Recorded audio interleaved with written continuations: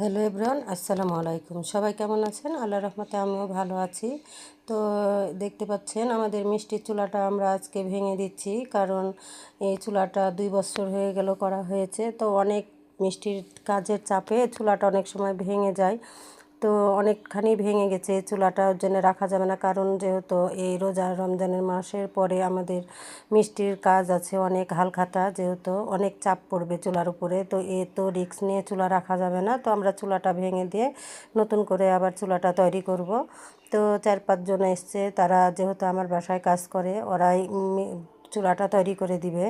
তো তারা চলে এসছে। আর এই যে চুংটা দেখতে পাচ্ছেন, এবার কারণে আমি এই চুংটা দিব না, চুংটা হটাই ফেলছি।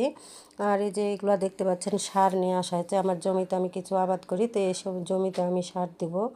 তো সারগুলো আমি সাইডে রেখেছি। আর এখানে এত পরিমাণ ইট দেওয়া আছে 3টা চুলার, যে মনে হচ্ছে একটা ওয়াল গাঁথা হবে, এরকম প্রচুর ইট বেরিয়েছে। তার প্রত্যেকটা মাটি কিন্তু এখান থেকে ভাঙার পরে সব সরিয়ে নেওয়া হয়েছে, কারণ মাটি এখানে আর লাগবে না। যেহেতু এই চুলাটা করে আমি একেবারে প্লাস্টার করে নিব। তো ভিডিওটা আমি পরের ব্লকে কিভাবে প্লাস্টার করছে ওগুলো আপনাকে দেখাবো আপনাদেরকে। তো এই যে আমি অনেকখানি এখানে মাটিগুলো তুলে নেওয়া হচ্ছে, এগুলো মাটি তুলে নিয়ে তারপরে এখানে আমি প্লাস্টার করে দিব নিচে, কারণ যে এখানে অনেক ইঁদুরে আমার মাটি তুলে দেয় চুলাতে, আমার কাজ করতে অনেক সমস্যা হয়। তো প্রতিদিন কাজ করতে আসার সময়তে ছাই আর মাটি তোলা লাগে। তো আমি এই সমাধানটা আজ করব, যে নিচে আমি এখানে বালু সিমেন্ট দিয়ে ঢালাই করে তারপরে আমি চুলাতে ভালো করে ব্যবস্থা করবো এগুলা।